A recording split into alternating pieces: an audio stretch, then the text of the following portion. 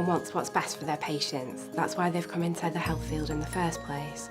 So if I had a certain drug or intervention that you knew would be helpful for the person in front of you, you'd want it immediately. So why is it so difficult to practice collaboratively with our patients when we know from the research that it improves lives? I know for myself that it's so much harder when I feel under a lot of pressure or other time constraints which are really common in the NHS, and that I tend to revert to the way that I've always done things. Like everybody else, I strongly believe in a patient's right to choose, in respecting their autonomy as enshrined in law in the Mental Capacity Act, and developed further in national guidance such as No Decision About Me Without Me. And what this means day to day is that we need to empower our patients. We need to be having open and honest conversations about what's important to that individual, go through all of the different options that are available to them, think about all the different pros and cons that there are, and then respecting the right of the individual to make the choice that's right for them in accordance to their own individual preferences and values. Evidence strongly suggests that time that we spend on patient-centred goals and shared decision-making, we save in the long run because people are more able to self-manage and treatment plans are more likely to be successful.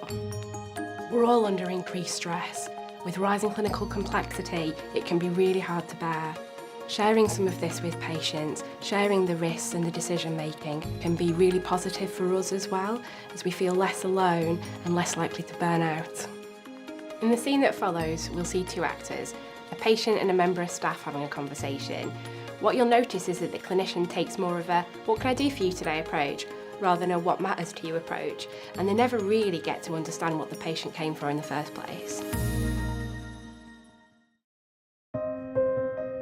Mr. Johnson. There's so much I need to do for him. Right, Mr. Johnson, nice to see you. Today I'll be making some adjustments to this wheelchair that I've ordered for you. It'll be easier for you to get around town in and it'll be so much better for you. Okay, thank you.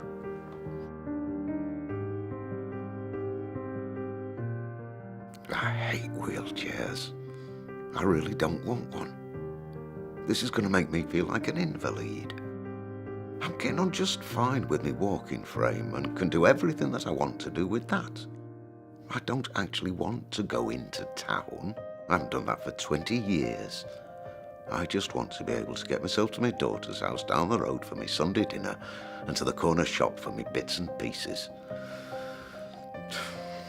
Ah, well, they're trying their best for me.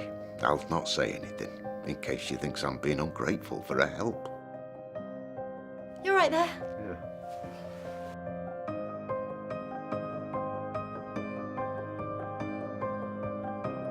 This wheelchair's going to be the best thing for him. It'll transform his life. Just think how great it'll be for him to get into town, go to the cinema, perhaps have meals out. It'll give him a much-needed new lease of life. If I did want this wheelchair, I reckon my wife wouldn't even allow it in the house in case I scratched the paintwork on the doors and skirting boards. Right, that's all done for you now. Thank you very much for your help today. You're welcome.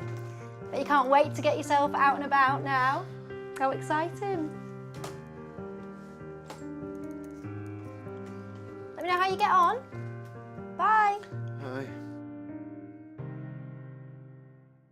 In the next scene, the clinician takes quite a different approach. They use collaborative agenda setting, and it leads to something quite different for the patient and a much better outcome. Okay, next, Mr. Johnson. He's really self-sufficient, knows just what he wants to be able to do, and I know he likes to take control of his own care. I don't know why I'm here. I know my daughter thinks that I should have a wheelchair, but to be honest, I'd only be getting one to please her. I know I'd never use it. My walking frame gets me around and about just as much as I want and need. And I'm happy with the way I'm living my life. Thank you very much. So, Mr. Johnson, what would you like to talk about today? I'm not sure, really. It's my daughter.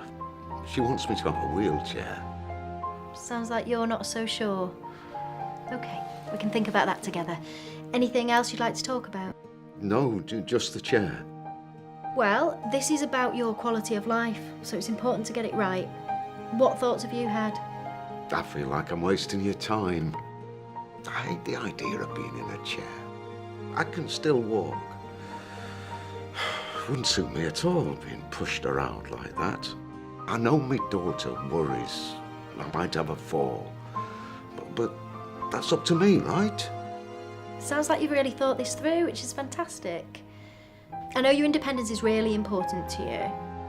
I'm just wondering if you're feeling limited by your mobility at all. Maybe there are things you'd like to do that are hard right now.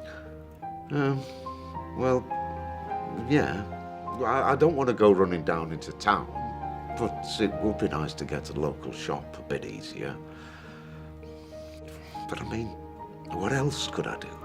Okay, there are alternatives. I could send you exercises and balance work, and maybe consider other aids. Well, I've got a stick, but a bit of exercise would help. Might keep the daughter off me back.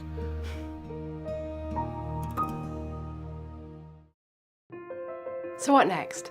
There's a huge array of techniques out there that we can learn in order to work in a different way with our patients, such as motivational interviewing or problem solving. And if you are interested in learning them, please get in touch with OL&D. But we already have a lot of the skills needed.